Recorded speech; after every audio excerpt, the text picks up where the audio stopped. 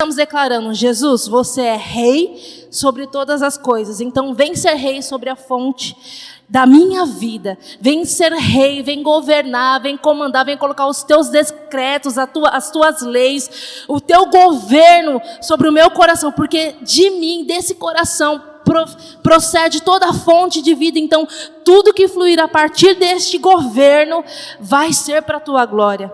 Então, nós temos que entender que nós estamos declarando. E também ser chamados de filho. Eu não sei se você já parou para pensar sobre isso. No pequeno grupo eu compartilhei também aqui na terça-feira o tamanho do nosso Deus. O quão Ele é imenso. Vou dar só um spoiler aqui do que a gente falou. Numa outra oportunidade eu falo sobre isso. Não tem a ver com a mensagem ainda, mas é só sobre o que eu estava refletindo. Na galáxia existe uma estrela, a Betelgeuse. Ela é 4,7 quadrilhões maior do que a Terra. Para você ter uma noção do que é um quadrilhão, aí o cientista falou, o pastor, né, que pesquisou, ele falou assim: olha, 1 milhão de segundos atrás é 12 dias atrás. 1 bilhão de segundos atrás é como se fosse, eu vou chutar aqui que eu não me lembro exatamente, maio de 1969. 1 trilhão de segundos atrás, e chutou um outro número. Ele falou 1 quadrilhão de segundos atrás, 230 e poucos milhões antes de Cristo. Só para a gente ter uma noção do que é esse número. É muito grande. E existe 4,7 quadrilhões de terras, né, para a gente ter uma noção, dentro dessa estrela. Caberia, né? E em Salmos diz que o meu Deus, o seu Deus, Ele soprou as estrelas. Então, alguém que sopra uma estrela, tá? Não é a maior, uma da que o Hubble conseguiu captar. 4,7 quadrilhões maior do que a Terra. Nós somos a Terra. Então, 4,7 quadrilhões. E essa estrela é comparada à Terra como se fosse uma bola de golfe no pé do Monte Everest. O Monte Everest é o ponto mais alto do mundo, do nosso mundo, né? Da Terra. Então, é como se fosse uma bola de golfe lá no pé. Para você ter uma noção do que é, viaja até o Monte Everest, pega uma bola de golfe, coloque lá no pé da montanha, para você ter uma noção do tamanho da estrela que o meu e o seu Deus criou. E você é filho dele. Pouca coisa, né? É pouca coisa, não? É muita coisa, gente. Se você tivesse a noção do tamanho do nosso Deus, talvez as nossas crises, sabe, as nossas questões, perdem até o tamanho quando a gente compara em relação a quem Ele é. Amém? Glória a Jesus. Gente, como de costume, aqui é a palavra de Deus que vai ser ministrada. Então, manifestem-se, amém? Manifestem-se, a palavra for falando com você, glorifica Jesus, reconhece Ele, agradece Ele, porque é como se, quando eu ouvi uma vez da Letícia, e eu tomei para mim, toda vez que tem alguém aqui falando a palavra de Deus, é como se o próprio Deus estivesse falando. Então nós temos que ter reverência, nós temos que nos manifestar, entendendo que é a voz do próprio Deus falando conosco, amém? Glória a Jesus. Então, nós vamos falar mais uma vez. Não quero ser repetitiva nem exaustiva sobre tudo que foi falado. Nós aprendemos a como ser generosos, né, com Dorcas. Nós aprendemos chaves que destravam coisas sobre nossa vida quando somos generosos. Nós aprendemos como agir com generosidade. E eu fiquei me perguntando, de que eu vou falar, né? De tantas coisas que foram ditas aqui. E aí uma voz ecoou, tá? Dentro de mim. E aí eu me perguntei, mas por que ser generoso? Por que eu devo ser generoso? Para quê? Né? Tantas pessoas são generosas.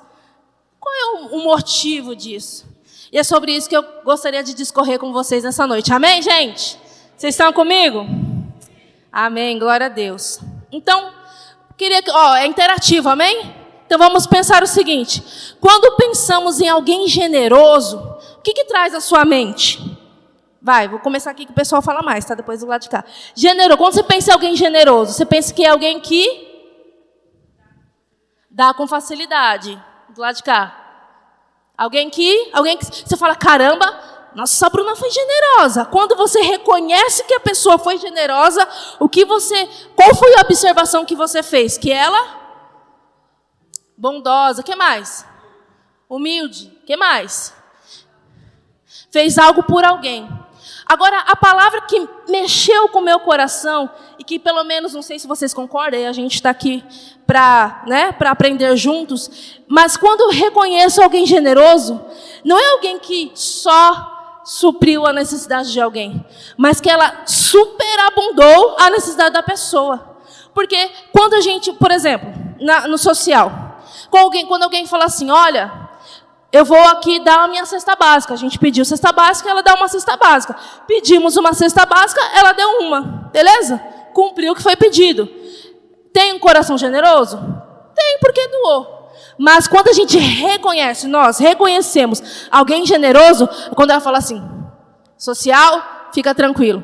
Vou garantir 1 ano de cesta básica, 30 cestas básicas por mês durante 1 ano. Você fala, uau! Uau! Não é verdade? Quando ela superabunda as nossas expectativas e até mesmo o coração da pessoa que acha que não merece. E então, a gente pode reconhecer uma generosidade quando ela superabunda qualquer tipo de necessidade e qualquer coração que talvez não se ache merecedor. Diante dessa perspectiva, eu quero trazer o seguinte. Pode alguém que não é cristão ser generoso? Sim, com certeza, né? A gente vê quantos artistas, quantas pessoas, quantos cantores ajudando quando tem alguma catástrofe, algum acidente natural, ajudando com muito dinheiro, né?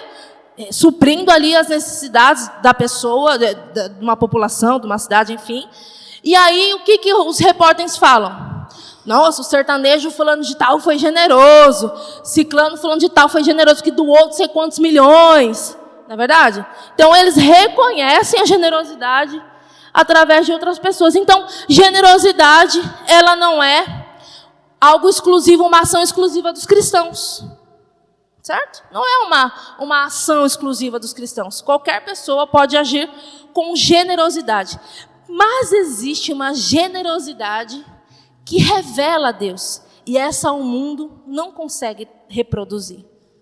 O mundo ele consegue suprir as necessidades de outras pessoas e às vezes é até a oração de alguém, de uma mãe, e a resposta de Deus para aquela pessoa, mas não é a expressão de Deus. Essa ação pode ser a resposta de oração de alguém, mas não a revelação do próprio Deus. Em 1 Timóteo 6, 17 e 19 diz o seguinte: ordene aos que são ricos no presente mundo que não sejam arrogantes, nem ponham sua esperança na incerteza da riqueza, mas em Deus que tudo nos provê ricamente para a nossa satisfação. Ordene-lhes que pratiquem o bem. Vou fazer um parênteses aqui antes de terminar de ler o versículo. Então, existem pessoas ricas no presente mundo, e ele está dizendo, para que não sejam arrogantes, nem ponham sua esperança na incerteza da riqueza, mas em Deus, que tudo provê, que provê para a nossa satisfação. Ordene-lhes que pratiquem o bem. Então, o que eu posso tirar disso, desse versículo? Que o praticar o bem, a prática do bem, uma vida que pratica o bem, está associada a um coração generoso. No final vai dar tudo certo, tá, irmãos? Espírito Santo. Mas vamos lá, vamos construindo. Então, o ímpio, ele pode ter uma atitude generosa. Ele pode ir lá e ajudar alguém, dar um dinheiro, mas não é o suficiente, não expressa a Deus. É necessário que nós, os seus filhos, não só sejamos generosos, mas pratiquemos o bem. A diferença entre o ímpio que é generoso e o cristão que é generoso é que a gente pratique o bem. São as boas obras. Vou continuar. Sejam ricos em boas obras, generosos e prontos para repartir. Não é em uma ocasião especial como a gente vê, ou porque eu recebo tantos milhões, eu tiro tantos % para ajudar alguém. Não, é uma vida que pratica o bem e tem boas obras. Dessa forma, eles acumularão um tesouro para si mesmo, um firme fundamento para a era que há de vir, e assim alcançarão a verdadeira vida. A diferença é que os ricos têm uma ação de caridade, que nós vemos como generosidade. Mas a generosidade ligada a Deus, ela está associada ao amor. Porque tem pessoas que podem ser generosas e não amar, e não se importar. Né? Às vezes, por cobrança da rede social, eu já vi isso. Acho que foi na catástrofe de Brumadinho, se eu não me engano. Um monte de gente no Facebook cobrando sertanejos, as pessoas que têm dinheiro. Eu falo sertanejo porque é o que eu me lembro. Mas cobrando as pessoas, doa dinheiro para lá e tal. E até tirando a responsabilidade do governo. E às vezes ele não tem um compromisso com a causa. Ele não tem um compromisso com as vidas. Ele simplesmente dá. Agora, a generosidade que expressa a Deus, ela é associada ao amor. Nós só somos generosos porque amamos a causa de Cristo, porque amamos a Jesus, porque nós amamos o que Ele ama. Então, por consequência, porque nós amamos Ele, nós somos generosos. E não como o mundo é, porque o mundo pode se engajar em alguma causa sem amor. Agora nós não, nós temos compromisso com a criação de Deus. Nós temos compromisso com o seu filho, com o seu reino. E nós precisamos expressar a generosidade de Deus. Agora, por quê? Quero entender um pouquinho a morfologia da palavra generosidade. Generosidade, ela é composta de duas palavras. Gênero, mais o sufixo é o que está no finalzinho, idade. Gênero vem do latim gêneros, e que quer dizer a característica de um grupo ou de uma série de seres. Então, gênero masculino, gênero feminino, certo? Gênero, vocês entenderam? Então, o gênero, ele é um conjunto de características que determina. Esse conjunto aqui de características é do gênero feminino, esse conjunto de características do gênero feminino. E idade é a condição. Então, o que a gente pode entender? Que generosidade não é o dar só. É um conjunto de características que qualifica e diz, fulano é generoso, ciclano é generoso. Então, o que eu quero fazer? Uma compreensão aqui. Nós podemos ter atitudes, práticas de generosidade? Sim. O mundo pode agir de forma generosa? Sim. Isso expressa a Deus? Nem sempre. Porque nós precisamos, além de ser generosos, expressarmos a Deus. Então, tendo isso em mente, ok? Que generosidade é um conjunto de características, como vocês mesmos disseram. Bondade, humildade. Então, a gente reconhece que alguém é generoso e não apenas tem uma atitude de generosidade, ok? Alguém que é generoso, eu reconheço. Ele é generoso. Porque ele não só doa, porque ele é humilde, porque ele é bom, porque ele se doa, ele tem empatia. Então, porque ele tem um conjunto de características que eu consigo reconhecer. Ele é generoso. Amém? Diante dessa perspectiva, eu gostaria de ler com você, eu vou ler aqui porque eu não gravei, algo que o Senhor ministrou o meu coração e Ele começou a mostrar para mim, desde quando Ele começou a ser generoso com a gente.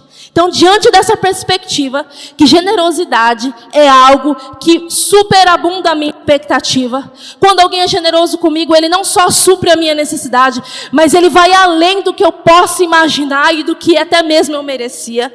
Então, diante dessa perspectiva de que generosidade não é só o ato de dar, mas é um conjunto de características que eu consigo identificar que aquela pessoa é generosa, eu quero refletir um pouco com vocês de quando Deus começou a ser generoso conosco. E olha que interessante. Deus tem sido generoso conosco quando Ele exerce a sua bondade de forma que a gente não merece. E isso nos constrange. Deus começou a ser generoso quando Ele criou para nós um jardim. Nos colocou nele. Nos deu o governo da terra e dos animais, mesmo sendo Ele dono de tudo. E quando erramos com Ele, Ele não nos matou lá no jardim, mas pôs em ação um plano de resgate. Nós merecíamos a morte, mas Ele criou um plano de resgate. Nós erramos com Ele, falhamos com Ele, e Ele não revogou o direito do governo da terra. Ele não falou assim, olha, você errou comigo, agora deixa eu acabar com você. Não.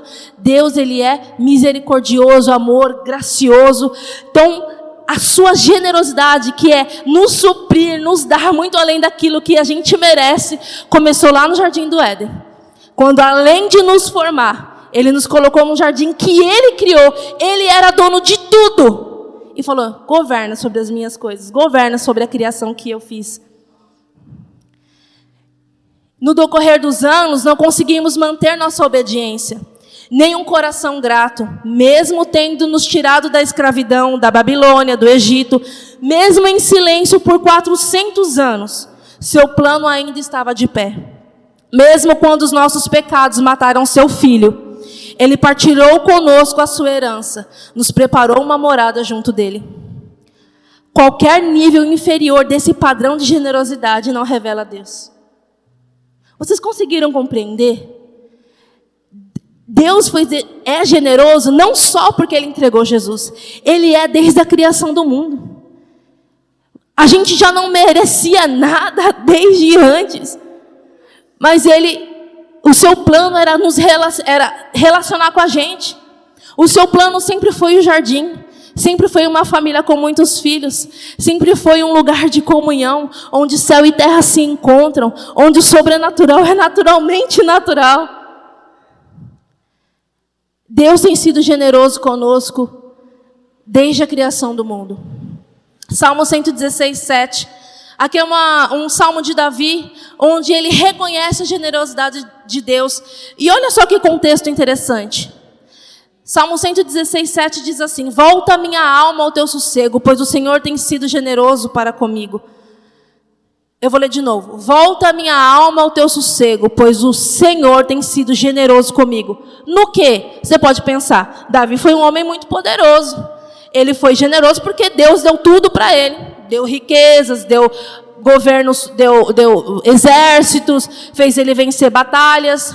Olha o versículo 8, que interessante. Eu vou repetir. Volta a minha alma ao teu sossego, porque tem sido generoso para comigo.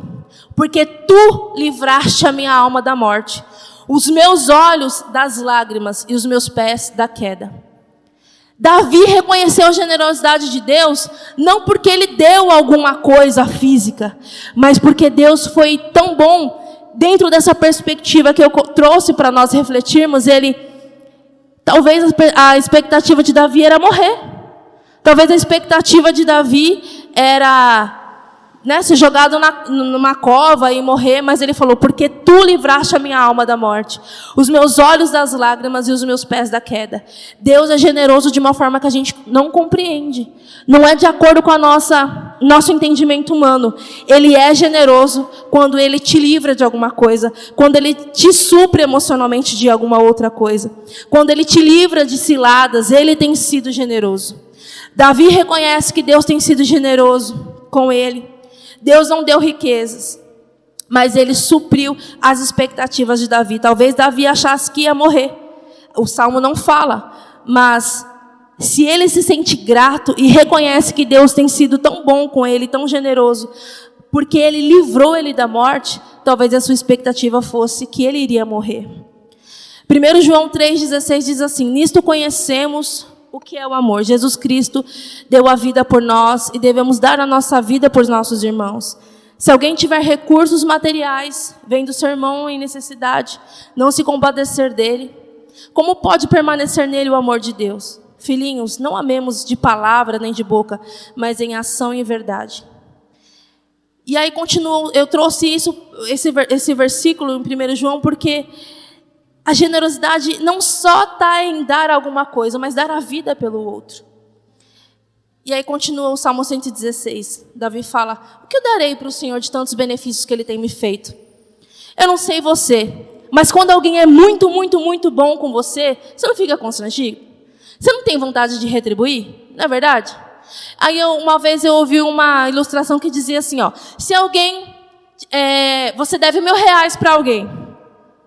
Aí, vou usar o Murilo. Murilo, ele me deve R$1.000. Eu falo, Murilo, está perdoada a dívida. Fica tranquilo, é nóis, ok? O meu coração de perdoar R$1.000 já é difícil. Mas ele falou, opa, R$1.000. Aí ele me cumprimenta, já está mais leve, já não está com aquele negócio fugindo, né? Quando a gente deve, a gente foge da pessoa. E beleza. Mas vamos imaginar que ele me deva R$10.000. Opa, ele pediu um dinheiro para comprar uma moto, né? Eu tinha. E eu falei, opa, toma aí, Murilo. Tal. Aí eu falei, Murilo, sabe o dinheiro da moto? Tá pago, quitado, não precisa... Qual é o seu coração, Murilo? Fica feliz, não é? Você sente o quê? Gratidão, talvez? Fica constrangido. Mas qual é a sua relação comigo? Você fala, caramba, ela me perdoou uma dívida de 10 mil. Preciso fazer alguma coisa por ela. Né? Poxa, 10 mil? Não, pera, quer uma água, Pamela? Quer alguma coisa? Né? Ele fica tentando, de alguma forma, me retribuir o favor que eu lhe fiz. Mas vamos imaginar que eu lhe emprestei R$1.000.000. Ok? Vamos imaginar que eu lhe emprestei R$1.000.000. E aí eu falo assim, Mo, sabe aquele 1 milhão que você pediu para comprar aquela casa? Oh, mentira, casa não. Para investir naquele campo missionário. Sabe aquele dinheiro que você me pediu, Mo? Tá pago, tá quitado. Aí, qual a tua reação? Ó, 1.000 você fala, legal, vamos lá, ok. 10 mil você já, opa. Agora, R$1.000.000. E aí a gente convive. Qual é o teu relacionamento comigo? Se eu falar assim, nossa, queria tanto pastel, você, opa, peraí, Pamela, deixa que eu vou lá pegar um pastel. Você não sente um desejo desesperador de retribuir a pessoa? Não é? Quem está compartilhando esse sentimento aí? Não é assim? Caramba, alguém te perdoou uma dívida de R$1.000.000. O que eu não vou fazer por essa pessoa? Senão devolver, ou de alguma forma retribuir, em forma de gratidão, uma forma de ação de graças, o quão eu estou feliz por ter sido perdoado. E a gente traz 2 reflexões. A primeira é, imagine alguém que perdoou todos os seus pecados. Como não retribuir a sua vida em gratidão? Porque você estava indo em escala sem destino para o inferno. Sem destino não, sem escala para o inferno, direto. Ele, opa, esse aqui não. Esse aqui é meu, bonitinho. Você jogou o sangue dele lá, limpou a gente. Falou, ó, esse aqui, escreveu lá no livro, está na glória. Como não retribuir um decreto de morte? Murilo, os caras lá da boca estão te pegando? Pode deixar, morro no teu lugar. Que? Fala sério. Como não retribuir isso? Olha, Gi, você estava indo lá para eu vou tomar a sentença que era tua, eu vou tomar no teu lugar. O que fazer se não retribuir? Porque, vamos combinar? Se eu morrer no lugar da Gi, pagar a sentença por ela, eu não vou estar mais aqui. Mas o que vai permanecer aqui? A minha família. Então, como ela vai retribuir o seu benefício na minha? Jesus não está mais visivelmente aqui conosco, mas Ele deixou a sua? Glória a Deus! Vocês estão entendendo, gente? Nós precisamos retribuir no reino de Deus. Porque assim, irmãos, a gente faz aqui de quarta-feira o café, tem muita pessoa em situação de rua, tá? Gente, vamos mudar o vocabulário. Não é morador de rua, porque ninguém mora na rua e tem lar na rua. É pessoas em situação de rua, ok? Então vamos aprender uma coisa nova hoje. Então, pessoas em situação de rua. Aí, outro dia eu falei, não sei pra quem, eu falei assim, olha, vou trocar uma ideia com meu irmão ali, só que ele não sabe. Ele é membro da minha família, só que ele não sabe ainda. Mas ele é meu irmão. Então eu tenho que tratar com zelo, com carinho, com respeito. O meu irmão, fedendo a cachaça, fedendo a sujeira, todo estragado. Rafa, meu querido Rafa. E eu falei pra ele, a gente encontra com ele, eu falei, Rafa, você é meu irmão, cara. Ele, você é gente boa. Aí eu falei, Rafa, você é meu irmão, a gente é da mesma família. Ele não entendeu que ele estava alcoolizado. Mas eu falei, eu sou um nóia, eu sou um cachaceiro. Eu falei, não, você é filho, você é meu irmão. E não é com essa perspectiva que nós devemos enxergar. O desejo de Deus é que todos se salvem. Que todos. Só que nem todos vão querer fazer parte da família. Mas nós devemos agir com graça, misericórdia, generosidade e amor com todos da família de Cristo. Amém? Glória a Jesus. Continuar aqui, já estou caminhando para o final.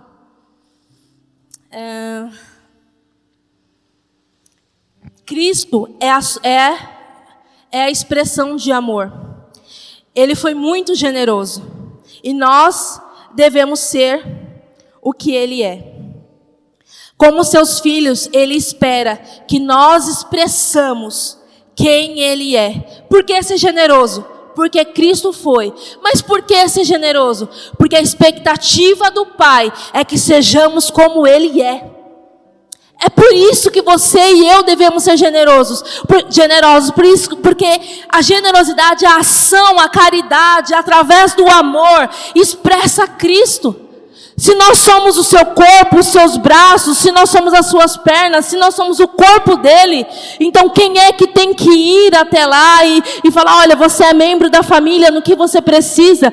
E ele falou assim, o Rafa, né, ele vai estar aqui, gente, ele vai dar o testemunho dele para a glória de Deus, eu creio de todo o coração. E nós fomos lá falar com a família dele, e ele falou assim, ninguém nunca foi lá falar com a minha família ou acreditou em mim. Gente, eu só acompanhei, eu, a Paulo e o Erisvaldo, até a casa dele. E ele se sentiu constrangido de amor. Isso não tem que voltar em glória para mim, eu sou muito boa. Nossa, me dá uma capa, eu vou voar. Não! A ideia é que ele veja Jesus, o quanto ele é amado por Jesus, porque eu sou o corpo do meu cabeça, então quando as pessoas passam por mim, eu tenho que exalar Cristo, eu tenho que expressar Cristo. Eles têm que ver, através da generosidade, Cristo. Tem que devolver em glória para Ele, não para mim. Quem sou eu, gente? Como seus filhos, Ele espera que expressamos quem Ele é. Nisto é perfeito o amor para conosco, para que no dia do juízo tenhamos confiança, porque qual Ele é, nós somos também neste mundo. 1 João 4,17, finalzinho. Porque assim como Ele é, nós também somos neste mundo. Porque na eternidade a gente já é cara crachá de Jesus, amém? Amém? Até lá a gente já, essas coisinhas que a gente está vivendo já foi de lado, certo? Já amadurecemos, Jesus já foi gerado dentro de nós. Mas em João 4,17 está escrito que nós, a tal qual Ele é, nós também devemos ser neste mundo. Efésios 1, 22 e 23 diz assim, Ele sujeitou todas as coisas a seus pés, e sobre todas as coisas o constituiu como cabeça da igreja, que é o seu corpo, a plenitude daquele que cumpre tudo em todos. Então nós somos o seu corpo. Nós somos... pensei aqui agora. Está escrito em algum lugar da Bíblia, não lembro, quem lembrar aí, os mais crentes falam para mim, aquele versículo que fala que a criação aguarda ardentemente a manifestação dos filhos. Por que a criação aguarda ardentemente a criação dos filhos? Porque a humanidade está carente de quem? Não é de Jesus? O que os filhos vão expressar? Uma versão melhorada de você? Não leva ninguém para o céu, não, irmão. Se você não parecer com Jesus. A criação está aguardando a manifestação dos filhos semelhantes a Ele. Nós temos que ser como Cristo. Nós somos o seu corpo, e como o seu corpo é nossa função, exercermos a generosidade, o amor para com a família de Cristo. Mateus 5,48 diz o seguinte: sede vós perfeitos, como é perfeito o vosso Pai que está no céu. Aí você fala, Pamela, esse versículo não é para mim. Perfeito? Não dá, né? Perfeito? Eu? Quem é perfeito senão Jesus? Ué, mas se está escrito aqui, sede vós perfeitos, então não tem como falar, não é para mim. Qual é a ideia? O original perfeito. O original perfeito é completo, maduro, que não tem falta de nada. Então vamos ler com essa perspectiva? Sede vós maduros, completos, que não tem falta de nada, como é perfeito o vosso Pai que estás no céu.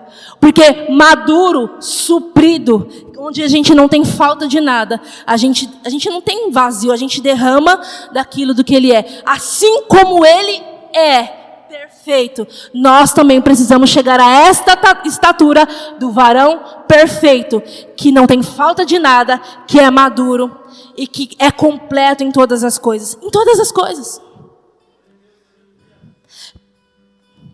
Perfeito no original quer dizer teleios. Eu falei agora, né? Levados ao seu fim, finalizado, que não carece de nada para estar completo, íntegro, adulto, maduro. Generosidade deve expressar o caráter de Deus. E eu quero ler uma parábola em Lucas 12. Ela é um pouco comprida, mas eu vou me atentar somente num dos versículos que diz assim. Jesus estava ensinando, estou contextualizando. Jesus estava ensinando e um homem se levantou e falou: Mestre, dize a meu irmão, isso é Lucas 12, 13 e 23. Mestre, diz a meu irmão que divida a herança comigo. E Jesus respondeu: quem me designou como juiz entre vocês? Então Jesus lhes disse: cuidado, fiquem de sobreaviso contra todo tipo de ganância. A vida de um homem não consiste na quantidade dos seus bens. Então lhes contou uma parábola. A terra de certo homem rico produziu muito. Ele pensou consigo mesmo: o que vou fazer? Não tenho onde armazenar a minha colheita. Então disse: já sei o que eu vou fazer. Vou derrubar os meus celeiros, construir outros maiores, e ali guardarei toda a minha safra e todos os meus bens. E eu direi a mim mesmo: você tem grande quantidade de bens, hein? Armazenado para muitos e muitos anos. Descanse, coma, beba e alegre-se.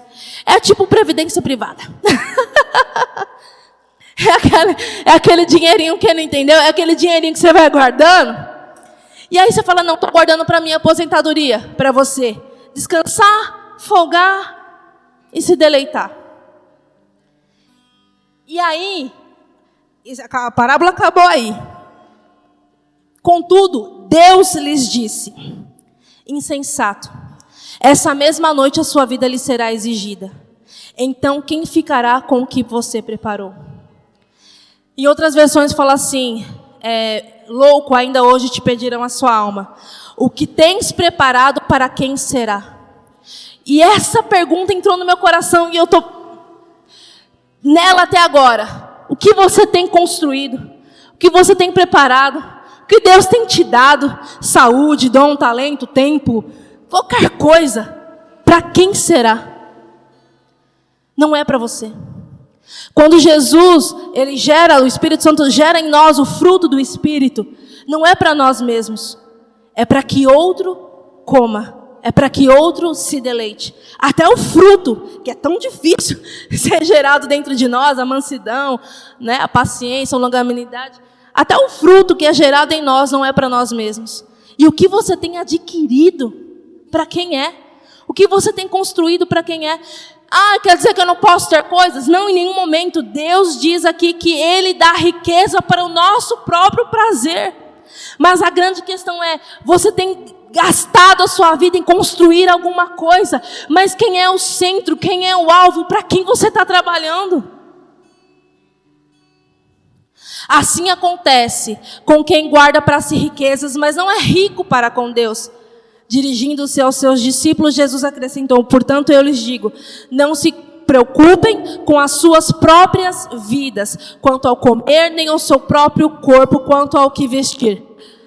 Gravem essa palavra: a vida é mais importante do que comida e o corpo. Porque comida e veste, qualquer um pode suprir. Mas as necessidades da vida da pessoa, só Deus pode suprir. E está em nós o encargo de expressarmos essa generosidade, a importância com a vida. A vida é mais importante do que a comida e o corpo, mais do que roupas. Porque todas essas coisas o mundo pode oferecer. Mas a preocupação, a dedicação, a salvação da vida, de uma vida, Isso o mundo não pode oferecer. Eles não têm a mensagem. Eles não carregam a boa notícia. Nós carregamos a boa notícia. De que existe esperança. Existe vida. Que por mais difícil que esteja, existe um lugar preparado ao seu lado para mim. E é onde eu quero estar. E é onde eu quero habitar. O pastor canta melhor que eu. Qual é o nome dele? Ricardo Robortella. Há um lugar preparado ao seu lado para mim. E é onde eu quero ficar. E é onde eu quero habitar. É nesse lugar. E a gente tem a mensagem que pode levar essas pessoas a este lugar. Para quem é tudo o que você tem recebido? Para quem é? Para quem é o seu 13º? Ah, não, é para mim, Pâmela, que eu estou merecendo aquela viagem. Amém. E o depois, o salário? Quer dizer, e o ano inteiro? Vamos pensar no ano inteiro em 12. Para quem é o ano inteiro que você trabalhou? Se não se converter para a glória de Deus, talvez ele não seja o centro de tudo. Talvez ele não seja a primazia. Talvez ele não esteja sentado no trono do seu coração.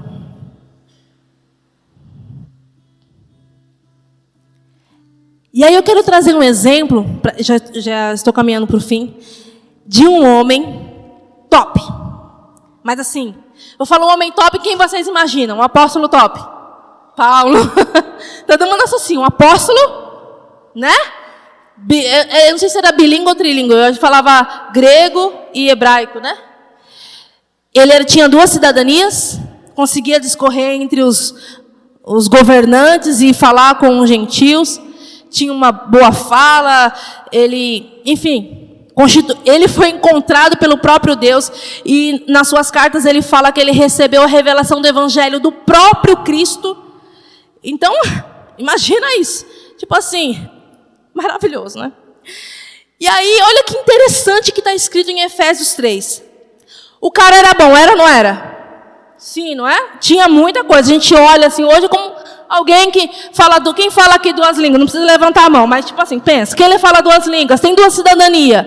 E aí eu posso levantar que eu não tenho. Às vezes eu falo 2 línguas, uma na chulê, chulim, flum, fly, e outra é português.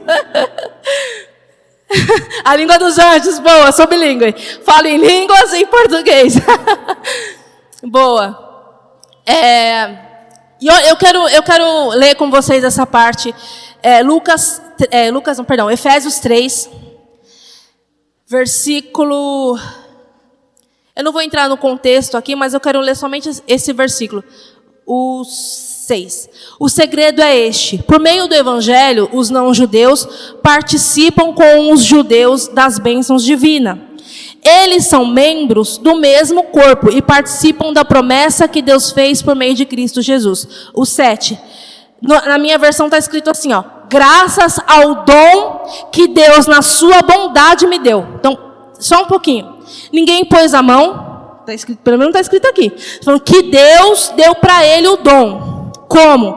Na sua bondade. Me deu pela ação do seu poder. Não sei se vocês conseguem imaginar essa cena. Paulo recebendo um dom com o poder de Deus. Acho que não foi uma coisa tipo, recebi, sabe, um choquezinho. Eu acho que foi uma coisa, grandiosa, tipo, recebeu. Eu imagino uma coisa, isso é minha imaginação, a Bíblia não diz, tá bom, irmãos? Não é heresia, tá? É minha imaginação. Imagino eu, Paulo recebendo o dom pela ação do poder de Deus. Então vamos imaginar Paulo, cheio do Espírito Santo, falava 2 línguas, 2 cidadanias, discorria entre judeus e gentios, não tinha problema nenhum em relação a isso, e ainda, não é a cereja do bolo, e ainda recebeu um dom de Deus pelo seu próprio poder. Para quê? Para que ele fosse o top das galáxias entre todos os apóstolos. Faz sentido isso? Não, né? Não é assim que o versículo diz. O que está escrito na continuação? Eu recebi um dom de Deus, graças ao dom de Deus, na sua bondade, que me deu pela ação do seu poder, eu fui colocado como servo. E a pergunta é: o que você tem recebido para quem é? Se não para te tornar servo de todos os irmãos. O que você tem adquirido, para quem é? Se não é para te constituir, como diz aqui na continuação do versículo, eu sou menos do que o menor dos que pertencem a Deus. O que você tem adquirido, o que tem na sua vida, quem você é no seu dia a dia, eu digo em relação a tempo, eu quero só contar um testemunho rápido. Na quarta-feira passada, eu não estava me sentindo muito bem. E eu falei assim, poxa, vai ter bastante gente lá no café, eu acho que eu não vou. Aí eu falei, mas eu vou, vai. Acho que todo mundo vai estar lá, mas eu não vou, então eu vou. E aí eu fui. Chegando aqui, eu comecei a conversar com o Rafael, e pela ação do poder do Espírito Santo, ele manifestou o desejo de se internar. E aí eu pensei, se eu não tivesse vindo? E se eu não tivesse vindo? Mas foi graças a você, Deus podia ter usado outro? Podia, mas ele resolveu usar a mula que vos fala, né? Para poder tocar no coração de alguém, para manifestar o interesse de vir. Então não é só no que você pode dar em dinheiro, mas em tempo, como já foi falado aqui muitas vezes. Porque a sua presença, o seu expressar de Cristo na vida do outro, pode mudar a vida de alguém. Então, eu não acordei com esse propósito, hoje eu vou mudar a vida de alguém. Não acordei assim. Eu acordei com muito sono, falando para todo mundo que eu estava com muito sono, que eu não estava me sentindo bem. Mas eu vim, e o tempo que eu gastei conversando com alguém mudou a vida dessa pessoa. Ainda não completamente, mas deu um olhar tipo, é possível, eu posso sair dessa situação. Então a sua vida, por onde você passa, pode mudar a vida de alguém. Isso é a expressão de Cristo em generosidade, quando você supre alguém muito mais daquilo que ela imagina. Paulo, mesmo tendo todos esse conjunto de características, mesmo recebendo o dom do próprio Deus, ele se tornou servo. E a resposta para a parábola que Jesus contou então, o que você tem feito, para quem é, né? Então, quem ficará com o que você preparou? A resposta eu me tornarei servo. Meus recursos estarão em disposição a serviço do reino. Satanás, na dimensão espiritual, ele odeia que a gente pratique a justiça de Deus, porque a vontade dele é continuar a manifestação para que as pessoas permaneçam em miséria, em injustiça, em sofrimento. Não é a vontade de Deus, é a vontade de Satanás. Então, na dimensão espiritual, quando a gente faz obras de justiça, com compaixão e dando graças a Deus, os demônios resistem à justiça de Deus. Eles não desistem facilmente do território que tem retido durante muito tempo. Mas em nome de Jesus, nós temos nos levantado como igreja para desfazer todas as obras de Satanás. E pelo poder da ação do Espírito Santo, nós agindo aqui com justiça, com ação, com boas obras, isso fará com que as trevas se dissipem deste lugar e que haja transformação e cura, porque nós somos o corpo de Cristo. Nós precisamos expressar a Cristo, e quem passar aqui, por onde passar por nossas vidas, receberão um toque de Jesus. Foi meio confuso, mas deu para entender talvez no final. Porque nós devemos ser generosos, porque isso expressa o caráter de Deus. Porque nós devemos ser generosos, porque a criação anseia desesperadamente a manifestação dos filhos, e nós precisamos alcançá-los. Porque nós devemos ser generosos, porque Ele nos amou tanto, nos entregou tanto, como não retribuir para Ele, por Ele, na sua família, para a sua família que aqui ficou. Toda a humanidade tem um vazio dentro de si, que clama por Abba, que clama pela presença de Jesus. Nós temos a mensagem que pode mudar o mundo. Nós carregamos a presença que pode transformar qualquer pessoa, qualquer situação. Nós carregamos o Evangelho, que é a boa notícia. Nós carregamos a cruz, que todos os dias nos mostra que nós dependemos de Cristo, porque por nós mesmos não temos nada a oferecer. A generosidade, ela é só uma ação, mas generosidade sem amor não revela a Deus. Se a sua expressão de generosidade não te custar alguma coisa, não é a expressão de Deus, é um ato de caridade. Que nós precisamos, e o mundo precisa receber o toque de Deus. Precisa receber o toque de Jesus através das nossas vidas. Que em nome de Jesus, a partir de hoje, ninguém passe pela sua vida sem perceber que você se parece com Jesus. Sem perceber, sem sentir constrangido, amado, acolhido. E que receber uma palavra de conforto que seja. Porque você decidiu atentar-se para uma vida, não só ao corpo, a comida, o que eles precisam fisicamente, mas para a vida, porque a vida é mais importante do que as outras coisas. Oh Espírito Santo, Pai, eu falei aquilo que o Senhor ministrou ao meu coração e aquilo que o Senhor me cortou, mas é a Tua palavra, Pai. E se o Senhor não edificar a Tua palavra, se o Senhor não produzir o fruto dentro de cada um, Senhor, serão apenas palavras vazias. Eu quero repreender agora Satanás, que neste exato momento está ao nosso derredor, tentando roubar a semente que foi plantada. Eu te repreendo, Satanás, em nome de Jesus. Você não tem autoridade aqui. Porque nós somos filhos de Deus, nós somos a sua boa terra.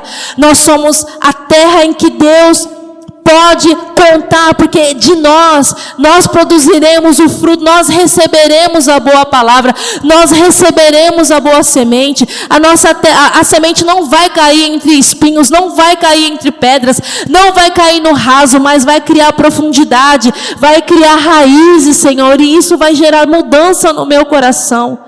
Pai, eu quero apresentar cada filho aqui, cada pessoa aqui, cada família, Senhor, e te pedir o Teu toque especial, que o Senhor possa começar, Pai, a trazer a memória de cada pessoa que aqui está, uma atitude que tenha tido de avareza, de egoísmo, que não se importou com a necessidade do próximo, ou sequer ouviu o que o outro tinha para dizer, que não emprestou os seus ouvidos para ouvir alguém, porque estava cheio de preocupações ou cheio de si. Pai, nos dê um coração generoso, onde a vida é mais importante do que suprir qualquer outra necessidade física, porque isso nós sabemos que é o nosso dever, mas nós queremos expressar você, nós queremos expressar quem você é. Oh Espírito Santo, você é o alvo da nossa vida, é por Ti que nós nos movemos, é por Ti que nós realizamos todas as coisas. Não é a nossa atitude, nós não somos bons, Pai. Nós somos egoístas, nós somos mentirosos, avarentos, nós pensamos só em si, só em nós mesmos. Por isso carecemos do Teu toque de amor. Carecemos, Pai, do Teu toque de amor, porque quando eu me sinto amado, eu não consigo fazer outra coisa senão retribuir a você todos os benefícios que tem me feito. Nos dá um coração grato, para que a gente olhe ao nosso derredor, Pai, e tenha gratidão, e queira corresponder com os seus filhos, com a sua família, os benefícios que o Senhor tem nos feito. Arranca toda a avareza do nosso coração, arranca, Jesus, toda soberba, porque às vezes até nossos atos de justiça são carregados de orgulho, de soberba, de prepotência, nos achando alguma coisa. Quebranta o nosso espírito, quebrando o nosso coração. Nos leva a esse lugar, Pai, onde nós reconhecemos que algo de bom que existe em nós é através do Teu Santo Espírito. Oh Pai, tem misericórdia de nós. Eu sei que o Senhor está breve a voltar. Então vem preparar a Tua noiva. Deixa a gente participar da tua grande colheita. Nós queremos ir, Pai, nós queremos participar. Nós queremos nos doar, Pai, nós queremos nos entregar. Eu sei que haverá essa última colheita, Pai, e eu quero dizer sim, pode contar comigo, porque os celeiros já estão prontos, então faltam os ceifeiros, então eu me disponho, Pai, a essa grande colheita. Me coloco neste lugar de disposição a serviço, como serva do Teu reino, para que eu possa expressar a generosidade de que Você tem tanto me feito, Pai. Oh, Espírito Santo, toca-nos tão profundamente, eu te peço. Toca-nos, Jesus, toca-nos. Não nos deixe da mesma forma, que a gente saia daqui, Pai, mais parecido com Você, pensando menos em nós, porque tudo que Você tem nos feito, para quem é louco, ainda hoje repetirão a sua alma, e tudo que Você tem construído, e tudo que Você tem feito, e todas as economias, e tudo que Você tem retido, pensando no deleite da tua alma. Se a tua alma for pedida hoje, para quem vai ficar? Sendo que Você pode usar isso para expressar justiça na terra. Você pode usar isso para poder expressar o amor de Deus na terra, ajudando as pessoas. Oh, Espírito Santo, não nos deixe ser egoístas, Pai. Nos dê um coração grato ao Senhor, para a glória do Teu nome, Jesus. Amém. Glória a Jesus.